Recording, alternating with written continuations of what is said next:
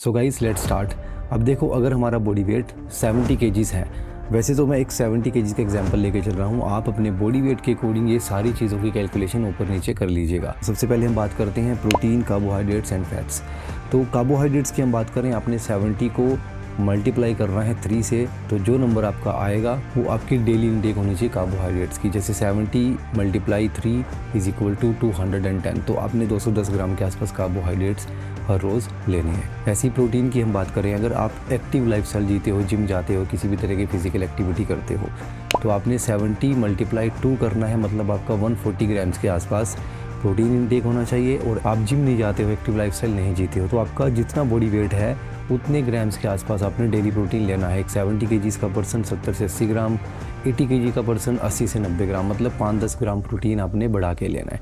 अब फैट्स की हम बात करें तो 70 × 1 करके लेना है, मतलब जितना बॉडी वेट है उतने ग्राम फैट्स आपने हर रोज़ लेना है। बट ध्यान रखना, अगर आप जिम जाते हो, नहीं जाते हो, तो फैट्स आपका सेम रहेगा, प्रोटीन आपका ऊपर नीचे होगा। अब इन सब के हिसाब से आपने मैक्रो कैलकुलेशन कैसे करनी है, जिससे आपकी कैलोरीज का नंबर आपको एग्जैक्ट पता लगेगा कि आपने एक दिन के अंदर कितनी कैलोरीज लेनी है। तो भाई देखो, सबसे पहले आपने एक चीज़ ध्यान रखनी है, 1 ग्राम कार्बोहाइड्रेट्स के अंदर आपकी 4 कैलोरीज हैं, 1 ग्राम प्रोटीन के अंदर भी 4 कैलोरीज हैं, और 1 ग्राम फैट्स के अंदर आपकी 9 कैलोरीज हैं। तो उसी के हिसाब से कार्बोहाइड्रेट्स हमारे आए थे 210, इसको आप मल्टीप्लाई कर दो 4 से। प्रोटीन 140 ग्राम था, इसको मल्टीप्लाई कर दो 4 से।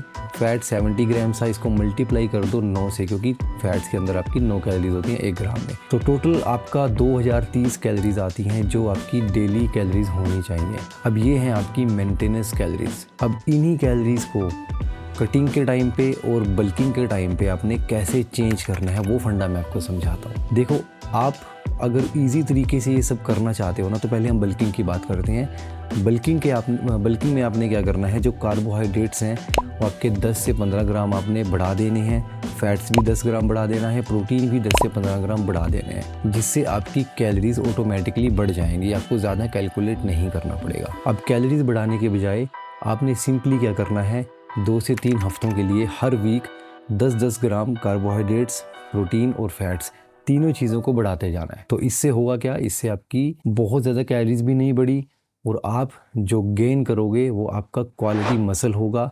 फैट बहुत रेयर गेन होगा आपका। ऐसा बिल्कुल नहीं है कि फैट बिल्कुल गेन नहीं होगा, थोड़ा बहुत आपका फैट गेन होगा, बट कटिंग के टाइम पे उसको कम करना बहुत ईजी हो जाएगा। बट अगर आप ज़्यादा कैलोरीज एकदम बढ़ा देते हो, उससे आपकी बल्किंग तो हो जाएगी, बट वो जो बल्किंग होगी ना, वो डर्ट बल्क होगा, जिसको आप कटिंग के टाइम पे इतना ईजिली कम नहीं कर पाओगे। तो ये तो हो गई हमारी बल्किंग की बात। अब अगर हम कटिंग की बात करें, तो कटिंग में भी आपने सेम चीज़ करनी है, प्रोटीन, कार्ब्स एंड फैट्स 10-10 ग्राम कम कर देना है वीक बाय वीक, मतलब हर हफ्ते आपने 10-10 gram protein, carbohydrates and fats कम करते जाना है। ये आपका होने वाला है 2 से 3 हफ्तों तक, क्योंकि अगर आप एकदम ज़्यादा कैलोरीज कम कर दोगे तो आप पतले तो हो जाओगे, बट आप फिट नहीं होगे, मतलब आपकी बॉडी वीक हो जाएगी, आपका मसल लॉस हो जाएगा। और मोस्टली लोग यही गलती करते हैं, जिनको इस चीज़ के बारे में पता नहीं होता। तो आपने एकदम से ज़्यादा कैलोरीज कम नहीं करनी, आपने 10-10 gram protein, carbohydrates and fats हर हफ्ते कम करते जाना है, और ये प्रोसेस आपने 2 से 3 हफ्तों तक करना है। उसके बाद आप देखेंगे आपका वेट, फैट कम होता जाएगा। अब थोड़ी सी बात कर लेते हैं प्रोटीन, कार्बोहाइड्रेट्स एंड फैट्स, इन सब का हमारी बॉडी में रोल क्या होता है, ये कैसे काम करते हैं। अब सबसे पहले बात करते हैं कार्बोहाइड्रेट्स की। तो देखो भाई, जो कार्बोहाइड्रेट्स होते हैं वो एनर्जी का प्राइमरी सोर्स होते हैं। कार्बोहाइड्रेट्स आपकी बॉडी में जाते हैं, जो कि ग्लूकोज बनाते हैं, उसके बाद वो ग्लूकोज ग्लाइकोजन में कन्वर्ट होकर आपकी बॉडी को एनर्जी देता है आपके ब्लड स्ट्रीम में जाकर। अब वहीं से आपकी डेली एक्टिविटी के लिए, वर्कआउट के लिए, या आप जो भी किसी भी तरह की गेम खेलते हैं, जिम जाते हैं, या फिर आप योगा करते हैं, चलने फिरने के लिए, ऑफिस के काम करने के लिए, इवन आप अपनी आइज़ को ब्लिंक भी कर रहे हैं ना, तब भी आपकी बॉडी को एनर्जी चाहिए, और ये सारी एनर्जी आपकी आती है कार्बोहाइड्रेट से। अब कुछ मिथ्स भी हैं कार्बोहाइड्रेट्स को लेकर। देखो, सबसे बड़ी जो मिथ है ना, वो है कि कार्बोहाइड्रेट्स आपको मोटा करते हैं, मोर कार्ब्स मेक यू फैट। अब देखो भाई, कार्बोहाइड्रेट्स ज़्यादा लेना आपको मोटा नहीं बनाता है, ज़्यादा कैलोरीज खाने से आप मोटे होते हैं। अब वो कैलोरीज चाहे कार्बोहाइड्रेट से आएँ या फैट से आएँ, तो जब भी आप इन फ्यूचर राइस, ग्रेन्स या फ्रूट्स कुछ भी खाते हो ना, और आप सोचते हो यार ज़्यादा नहीं खाना, इससे हम मोटे हो जाएंगे, तो आप एक चीज़ ध्यान रखना, सिर्फ कार्बोहाइड्रेट से ज़्यादा कैलोरीज लेना ही आपको मोटा नहीं करता, फैट से ज़्यादा कैलोरीज लेना भी आपको मोटा कर सकता है। उल्टा अगर आप कार्बोहाइड्रेट्स बहुत ज़्यादा कम कर दोगे तो आपका मसल लॉस होगा। वो मसल लॉस कैसे होगा मैं आपको बताता हूँ। जब भी आप कोई भी फिज़िकल एक्टिविटी करते हो, जिम जाकर एक्सरसाइज कर रहे हो, स्प्रिंटिंग कर रहे हो या वेट लिफ्टिंग, किसी भी तरह की कोई हैवी फिज़िकल एक्टिविटी कर रहे हो, इवन आप वॉक भी कर रहे हो, तो आपकी बॉडी को चाहिए एनर्जी। अब एनर्जी आती है आपके जब आपकी बॉडी में ग्लूकोज होता है। अब ग्लूकोज मिलता है आपको कार्बोहाइड्रेट्स के ब्रेकडाउन से। अब अगर आपकी बॉडी में कार्बोहाइड्रेट्स नहीं होंगे तो आपकी बॉडी क्या करेगी, फिर एनर्जी के लिए आपके मसल्स को, प्रोटीन को तोड़ना शुरू कर देगी, क्योंकि उसको एनर्जी कहीं ना कहीं से चाहिए। तो एनर्जी अगर आपको कार्बोहाइड्रेट से नहीं मिल रही है, ग्लूकोज नहीं आपकी बॉडी के अंदर, तो आपके मसल्स को तोड़ना शुरू कर देगी, प्रोटीन का ब्रेकडाउन शुरू हो जाएगा। तो कार्बोहाइड्रेट्स आपके लिए बहुत ज़्यादा इंपॉर्टेंट है लेना, ताकि आपकी बॉडी को एनर्जी मिलती रहे, ग्लूकोज बनता रहे और आपकी बॉडी प्रोटीन को, मसल्स को ब्रेक डाउन ना करे। अब यहाँ पर बेस्ट सोर्सेज क्या क्या हैं कार्बोहाइड्रेट्स के, मैं आपको डिस्प्ले पे दिखाता हूँ। जो सिंपल कार्बोहाइड्रेट्स होते हैं वो फास्ट डाइजेस्टिंग कार्ब्स होते हैं, जो आपको इंस्टेंट ग्लूकोज देते हैं, इंस्टेंट एनर्जी के लिए। जो कॉम्प्लेक्स कार्बोहाइड्रेट्स होते हैं वो स्लो डाइजेस्टिंग कार्ब्स होते हैं, जो आपको धीरे धीरे लंबे टाइम तक एनर्जी देते रहते हैं। तो जो सिंपल कार्बोहाइड्रेट्स हैं आप सिर्फ प्री या पोस्ट वर्कआउट में लो, ताकि आपको इंस्टेंट एनर्जी मिले। पोस्ट वर्कआउट में आपके जो ग्लाइकोजन स्टोरेज खाली हुए हैं वो दोबारा रिफ़िल हो जाएं। बट नॉर्मल डेज़ के अंदर आपको कॉम्प्लेक्स कार्बोहाइड्रेट्स लेने चाहिए, क्योंकि उस टाइम पे आपको स्लो एनर्जी की ज़रूरत है, ताकि आप पूरा दिन लंबे टाइम तक एनर्जेटिक फील करें। अब बात करते हैं हम फैट्स की। देखो वैसे तो कार्बोहाइड्रेट्स, फैट्स, प्रोटीन, इन सब के बहुत सारे मेजर रोल होते हैं आपकी बॉडी के अंदर, बट जो मेन एक दो आपके फिटनेस से जुड़े हुए हैं ना, मैं आपको बता रहा हूँ। तो फैट से हमारा एक तो ब्रेन फंक्शन बूस्ट होता है, दूसरा आपके हार्मोन लेवल्स अच्छे रहते हैं, और इसी के साथ साथ फैट से ना आपको स्लो एनर्जी भी मिलती है। अब देखो अगर आपको स्प्रिंटिंग करनी है, एक इंटेंस एक्सरसाइज करनी है, तब आपको कार्बोहाइड्रेट्स चाहिए एनर्जी के लिए। बट अगर आपको स्लो कोई एक्टिविटी करनी है, जैसे वॉकिंग हो गई आपकी या कोई भी स्लो एक्टिविटी, तो उसके लिए आपको एनर्जी मिलती है फैट से। और फैट भी आपके कई तरह के होते हैं। अगर मैं आपको बोल के समझाऊंगा ना तो वीडियो बड़ी लंबी हो जाएगी। डिस्प्ले पर आपको सारी चीज़ें नज़र आ रही होंगी, यहाँ से आप पढ़ के इन सब चीज़ों को कैचअप कर सकते हो। अगर आपको समझ नहीं आ रहा तो आप स्क्रीनशॉट लेकर रख लो, बाद में इस चीज़ को आप स्टडी कर लेना। फिर भी मैं आपको शॉर्टकट में समझा देता हूँ। सैचुरेटेड फैट आपका जो होता है, अगर आप उसको मॉडरेशन के अंदर ले रहे हो, एक लिमिट के अंदर, और हेल्थी सोर्सेज से ले रहे हो, नेचुरल सोर्सेज से ले रहे हो, तो वो भी आपको चाहिए। जो मोनो अनसैचुरेटेड फैट होता है वो आपका हार्ट के लिए हेल्थी होता है और एंटी इन्फ्लामेटरी का काम करता है आपकी बॉडी के अंदर। पॉली अनसैचुरेटेड फैट ओमेगा 3 और ओमेगा 6 जिसमें आते हैं। ओमेगा 3 भी आपका एंटी इन्फ्लामेटरी होता है और आपके ब्रेन फंक्शन को इम्प्रूव करता है। ओमेगा 6 अगर लिमिटेड अमाउंट में लिया जाए और ओमेगा 3 के साथ बैलेंस करके, तो ये भी आपके लिए बहुत ज़्यादा हेल्पफुल रहता है आपके हार्मोन्स को बैलेंस करने के लिए। अब फैट्स को लेके भी कुछ मिथ्स हैं। मिथ्स ये हैं कि फैट्स आपको मोटा करते हैं, बट भाई ऐसा नहीं है। As I told you before कि अगर आप लिमिट के अंदर फैट्स, कार्बोहाइड्रेट्स ले रहे हो तो आप कभी मोटे नहीं होंगे। बट अगर आप कैलोरीज ज़्यादा ले रहे हो, फैट से लो या कार्बोहाइड्रेट से लो, तब आप मोटे होते हो। बट अगर आप इन दोनों चीज़ों को बैलेंस करके ले रहे हो तो आपको बढ़िया एनर्जेटिक फील होगा फुल डे और वर्कआउट के टाइम पे। और अगर आप फैट्स प्रॉपरली ले रहे हो तब आपका ब्रेन फंक्शन, आपके हार्मोन्स और आपकी बॉडी की जो और फंक्शनैलिटीज़ हैं जो फैट से चलती हैं, जैसे कि फूड्स का ब्रेकडाउन हो गया, तो ये सारी चीज़ें आपकी बढ़िया रहती हैं। अच्छा जी, अब एक और चीज़ आती है कि भाई कुछ लोग कहते हैं कि आप कार्बोहाइड्रेट्स को बिल्कुल ही कट कर दो जब आप कटिंग कर रहे हो या वेट लॉस, फैट लॉस कर रहे हो। तो भाई ये गलती आप कभी मत करना। आप सिर्फ अपनी कैलोरीज को ट्रैक करो, और कैसे ट्रैक करना है, 10-10 ग्राम कम करके या बढ़ा के, तीनों चीज़ें जो मैंने आपको वीडियो के स्टार्टिंग में बताया था, मैंने वीडियो ही वहाँ से शुरू कर दी ताकि आपको कन्फ्यूज़न ना हो। तो 10-10 gram protein, carbohydrates and fats बढ़ाने हैं बल्किंग में, और 10-10 ग्राम कम करने हैं कटिंग में। तो मिथ से बचना है और साइंस बेस्ड चीज़ों को फॉलो करना है। अच्छा जी, अब सबसे इम्पोर्टेंट और सबसे ज़्यादा जो कंट्रोवर्शियल टॉपिक है हमारा, प्रोटीन। अब देखो भाई, सबसे पहले बात करते हैं कितना प्रोटीन लेना चाहिए। जिम जा रहे हो तो बॉडी वेट से डबल, मतलब कि 70 kg बॉडी वेट है तो 70 × 2 140 ग्राम्स के आसपास। और अगर आप जिम नहीं जाते हो, आप एक नॉर्मल लाइफस्टाइल जी रहे हो, तब भी आपको बॉडी वेट के बराबर या उससे थोड़ा सा 5-10 ग्राम ज़्यादा प्रोटीन हर रोज़ चाहिए। बिकॉज़ प्रोटीन का काम सिर्फ मसल बिल्डिंग नहीं है भाई, मसल बिल्डिंग तो बहुत बाद में आता है। प्रोटीन आपके हेयर, स्किन और बाकी बॉडी की फंक्शनैलिटी के लिए, मेंटेनेंस के लिए बहुत बड़ा रोल प्ले करता है आपकी बॉडी के अंदर। तो जो लोग सोचते हैं कि सिर्फ हमें प्रोटीन डाइट तभी लेनी है जब हम जिम जाते हैं, मसल बिल्डिंग कर रहे हैं, अच्छा वर्कआउट कर रहे हैं, तो भाई इस मिथ से आप बाहर निकलो। मसल बिल्डिंग के लिए ज़्यादा प्रोटीन चाहिए, मैं मानता हूँ, बट अगर आप जिम नहीं जाते, एक्टिव लाइफस्टाइल नहीं जीते हो, तब भी आपको बॉडी वेट के बराबर प्रोटीन हर रोज़ चाहिए ही चाहिए। तो अब देखो, मसल बिल्डिंग को अगर हम प्रोटीन से जोड़ें तो प्रोटीन आपके मसल्स को रिपेयर का और उसको रिकवर करने का काम करता है। जब भी आप वर्कआउट करते हो तो आपके मसल्स ब्रेक डाउन होते हैं, मतलब आपके जो मसल टिश्यूज़ होते हैं वो टूटते हैं।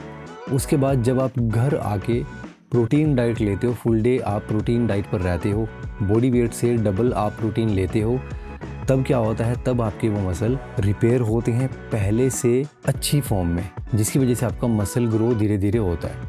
और यही प्रोसेस हमारा हर रोज़ चलता है। आपने किसी भी मसल को ट्रेन किया, उसे ब्रेक डाउन किया, उसके बाद आपने हाई प्रोटीन डाइट ली, जितने प्रोटीन की आपको रिक्वायरमेंट है उतना प्रोटीन आपने अपनी बॉडी को दिया फूड से या सप्लीमेंट से, तो फिर वो रिपेयर होगा। तो ये प्रोसेस बार बार चलता है, इसे ही हम मसल प्रोटीन सिंथेसिस कहते हैं। अब अगर हम बात करें कि क्या प्रोटीन के सप्लीमेंट से आपकी किडनी ख़राब होती है, तो भाई देखो, प्रोटीन के सप्लीमेंट से कभी भी आपकी किडनी पर कोई इफ़ेक्ट नहीं आता।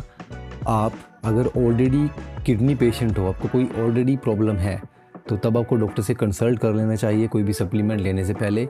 बट अगर आप एक हेल्थी पर्सन हो, जिसको कोई किडनी का इशू नहीं है या आपका यूरिक एसिड प्रॉपर है, बढ़ा हुआ नहीं है, तब आप बेझिझक होके वे प्रोटीन का सप्लीमेंट या किसी भी तरह का प्रोटीन सप्लीमेंट यूज़ कर सकते हो, हाई प्रोटीन डाइट फॉलो कर सकते हो। और ये मत सोचना कि भाई सारे का सारा प्रोटीन आप अपने सप्लीमेंट से पूरा कर लो।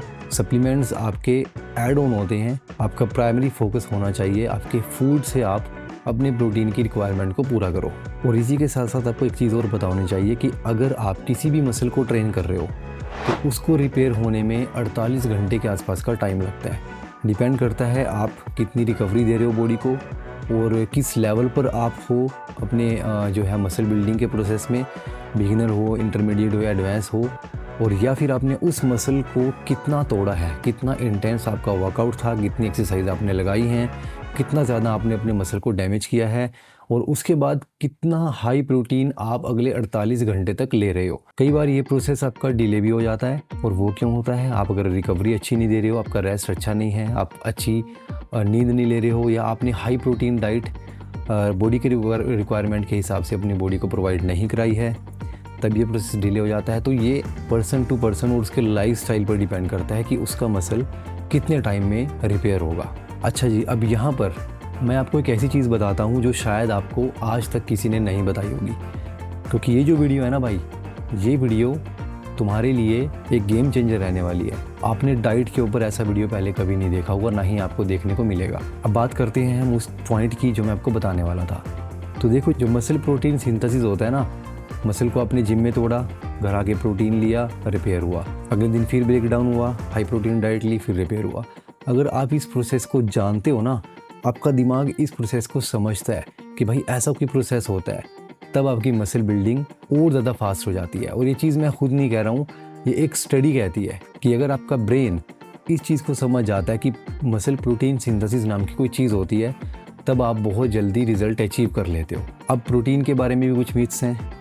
पहला मैंने आपको बताया कि आपकी किडनी ख़राब होती है, जो मैंने क्लियर कर दी। दूसरा, मोस्टली फीमेल्स या कुछ ऐसे लड़के जिनको मस्कुलर नहीं बनना है, सिर्फ फिट होना है, वो ये सोचते हैं कि ज़्यादा प्रोटीन लेने से हमारी बॉडी जो है वो मस्कुलर ज़्यादा बन जाएगी, मतलब हम बहुत ज़्यादा ब्रॉड हो जाएंगे, हम बॉडी बिल्डर्स जैसे दिखने लगेंगे।